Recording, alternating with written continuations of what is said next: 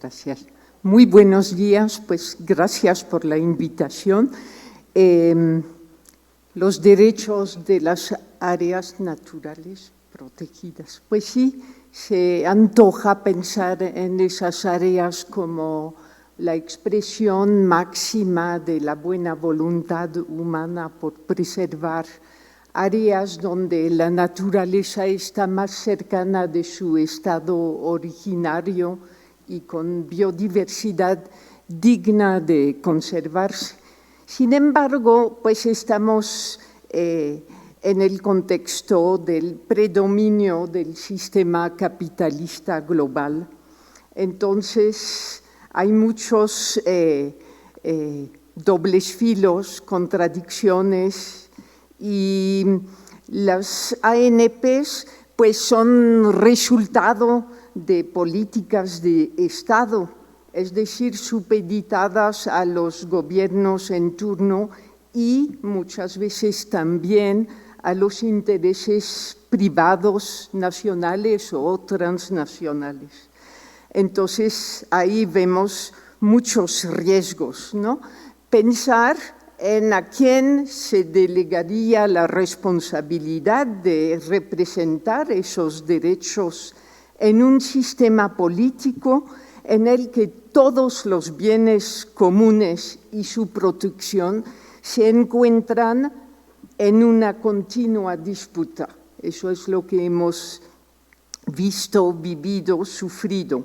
Claro, gran parte, al menos 30% de esas áreas están habitadas por comunidades, pueblos originarios que han sabido convivir y cuidar esa madre tierra, esa riqueza biocultural ancestral, incluso propicia para la generación del agua tan importante para la vida. Entonces, si bien pueden existir experiencias positivas, vemos que hay muchas amenazas y que es importante distinguir el tipo de amenazas. No es lo mismo hablar de megaproyectos, por ejemplo, mineros, que de asentamientos humanos que pueden ser tradicionales, ancestrales, o bien a veces propiciados por políticos que defienden otro tipo de intereses. En nuestra experiencia en GEA de acompañamiento de décadas a comunidades campesinas, indígenas, pues hemos visto que hemos tenido la experiencia, por ejemplo, de una reserva comunitaria libremente determinada por la propia comunidad. Era en torno al manejo de la palma Brahea dulcis, endémica de una zona de la montaña baja de Guerrero. Y esa experiencia, pues sí, nos ha demostrado que de manera autodeterminada los pueblos pueden escoger, decidir con base en el conocimiento, porque había un estudio básico en el que participaron, por cierto, mucho las mujeres por primera vez fuera de sus hogares, eso era en los años 90, así dejaron de poner en riesgo la reproducción de esa palma endémica. Y pues en ese proceso, ahora sí, todos aprendimos de todos y los datos que se arrojaron de ese estudio justamente condujeron la Asamblea Comunitaria a decidir establecer esa reserva comunitaria. Incluso a los pocos años reaparecieron venados y otros seres del monte. Entonces se demostró que hay una capacidad cuando hay participación y estudios con la gente. Que las cosas se complican cuando entran en juego políticas públicas o otros intereses más ocultos. También tenemos la experiencia en la región costa-montaña de Guerrero, donde ahí más bien decidieron un plan para cancelar áreas voluntarias destinadas a la conservación y fortalecer estatutos comunales o reglamentos ejidales, porque supieron que en esas áreas había concesiones mineras. Entonces, ahí pues tuvieron la oportunidad de visitar experiencias de desastre con minas a cielo abierto, ¿no? Entonces, pues se requiere mucha compartición de información y acompañamientos jurídico-políticos para poder revertir esas áreas cuando hay decretos, ¿sí? Y estudiar esas leyes que se contradicen, incluso la ley minera está por encima de las leyes de conservación, dando el privilegio a las concesiones mineras en ese caso, ¿no? Y además, pues el grado de conflictividad y de violencia que puede existir en las regiones. Por eso hablo de contradicciones y dobles filos que no son tan evidentes a resolver. Muchas gracias. Muchísimas gracias, Catherine. Y ahora, por eso, voy a abrir a esta sección que son preguntas preparadas, que es ahora sí que de todo lo que hemos visto, de las personas que se han acercado a nosotros y que nos han pedido que respondamos. Despedimos a nuestros especialistas que por favor nos ayuden a responder, que nos ayuden a reflexionar, y por eso a Catherine, ¿qué tanto la nación misma de desarrollo entra en contradicción con la necesidad de proteger a la naturaleza o madre tierra y sus seres vivos? ¿Y qué significa la sustentabilidad del desarrollo rural en el contexto actual de crisis socioambiental y climática? Por favor, Catherine. Bueno, pues empezaría diciendo que si de verdad queremos enfrentar la crisis socioambiental y el colapso climático en curso, es correcto y urgentísimo, en efecto, el cuidado de la madre tierra, nuestra casa común, pero debemos ir a la raíz de las causas y dejar de inmediato las falsas soluciones y trampas tendidas por los responsables de perpetuar ese modelo capitalista global. Pues la devastación socioambiental es fruto de ese modelo y las últimas décadas demuestran que resulta una ilusión y un engaño hablar de desarrollo sustentable. Son como conceptos que ya no pueden convivir.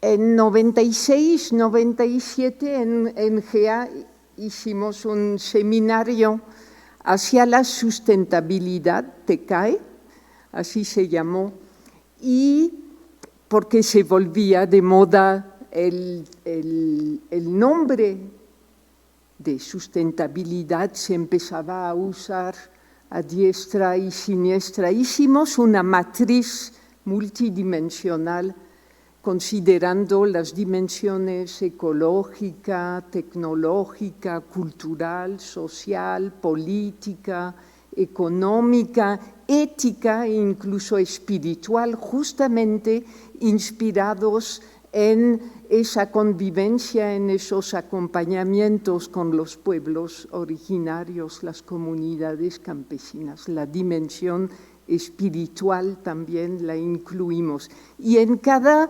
dimensión de esa matriz definimos valores, principios de qué sería la sustentabilidad y los antivalores, o sea, qué es lo que como sociedad está en curso, ¿no? Como la discriminación, la apatía, son muchos valores y antivalores, ¿sí?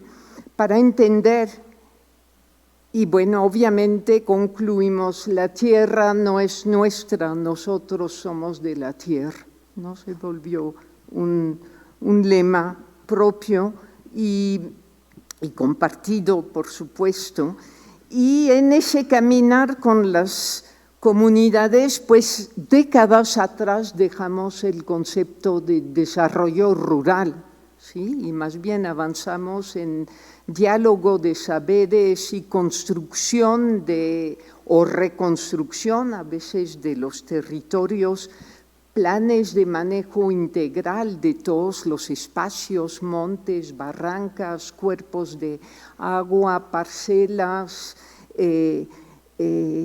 incluso escuelas, trabajando con niños, niñas, los huehues, los ancianos, personas adultas, las asambleas, los comités comunitarios, ¿no? Todos esos subsistemas conforman el terruño, el territorio en una manera integral, ¿no? Y lo que pudimos ver es que cada uno de todos esos subsistemas socioambientales son espacios de vida y de resistencia, donde hay que ver cuáles son los problemas ya concretos, de dónde vienen las causas y obviamente las alternativas y las opciones, ¿no? Inspirarse de las memorias, el rescate de las memorias que todavía viven, que están en los huehues, pues es importantísimo, ¿no? Y más en zonas donde hay mucha migración y las personas ancianas están siendo relegadas y son las que tienen todos esos saberes tradicionales, ¿no? Y lo que vimos, lo lanzamos como hipótesis y lo pudimos comprobar más de una vez, es que donde las instituciones comunitarias son más fuertes es donde mejor conservados están los bienes naturales y donde las comunidades han perdido ese espíritu de comunalidad, esa fuerza de asambleas en donde están más devastados los recursos naturales, ¿no? Entonces termino diciendo que más que de desarrollo rural sustentable, hoy nos unimos a la propuesta de los pueblos originarios de avanzar hacia el buen vivir y el buen vivir para todos los seres de la Madre Tierra. Voy a abrir a esta última parte. Para ustedes, ¿cuáles son los retos y desafíos respecto a, pues sí, a este tema de los derechos de las áreas naturales protegidas? Por favor, ¿quién gusta? Adelante, Catherine, por favor. Bueno, pues son muchos retos, desafíos, evidentemente, ya salieron muchos a lo largo de estos comentarios. A mí me parece crucial compartir la información, que toda la información sea más accesible para los pueblos, para las comunidades rurales y urbanas, para que realmente podamos avanzar hacia una elevación de conciencia de todo lo que implicaría examinar como sociedad qué es lo que tenemos que dejar a un lado, ¿sí? Porque decir ya no queremos desarrollo, pues no va a ser sencillo. Otro gran desafío es justamente tener espacios de compartición de estrategias campesinas, de cómo se han defendido los territorios para preservar la naturaleza y para reconstruir incluso los territorios. Sin embargo, un desafío mayorísimo es el contexto de violencia extrema que hay en nuestro México, ¿sí? Asesinatos de defensores ambientales, etcétera, etcétera. Eso es quizás el mayor reto hoy en día, no sé. Otro reto es el de esa justicia socioambiental que nombramos, que justamente debería de cruzar todas esas dimensiones que nombré de la sustentabilidad. ¿Sí? Hay que tener lecturas cruzadas de todo, del entramado de leyes internacionales, nacionales, etcétera. Y finalmente, el reto de que la conservación o la preservación, el cuidado de la madre tierra no esté limitado a áreas naturales protegidas, sino que justamente con el caminar con los pueblos, las comunidades que todavía tienen esos saberes, pues poderlo extender cada vez más a todos los territorios que conforman el país. ¿Sí? Y termino diciendo que tener mucho cuidado de no caer en lo que pudiera ser el ecofascismo, ¿no? Con políticas impuestas por encima de los derechos de los pueblos. Muchas gracias. Nada más para ir concluyendo, por favor. Un pequeño comentario sobre esta cuestión que es crucial. Y justamente con la pandemia del COVID lo vimos como una efervescencia tremenda en el sentido de muchos circuitos mucho más directos entre consumidores y productores. Yo creo que justamente se trata también de irnos quitando la etiqueta de consumidores pasivos, ¿no? O sea, tenemos un papel crucial ahí que cumplir y es difícil, es complicado, ¿sí? Porque, por ejemplo, pues todos los productos orgánicos cultivados de manera agroecológica, etcétera, pues sí, tienen precios más altos, ¿no? Y al mismo tiempo, pues toda la comida chatarra y los refrescos invaden todos los espacios. Entonces hay un trabajo tremendo porque sí tiene directamente que ver con la devastación socioambiental también y las enfermedades, etcétera, ¿no? Entonces yo creo que a todos los niveles en las comunidades estamos trabajando también eso de procesar, deshidratar, darle un valor adicional a los productos que se generan, ¿no?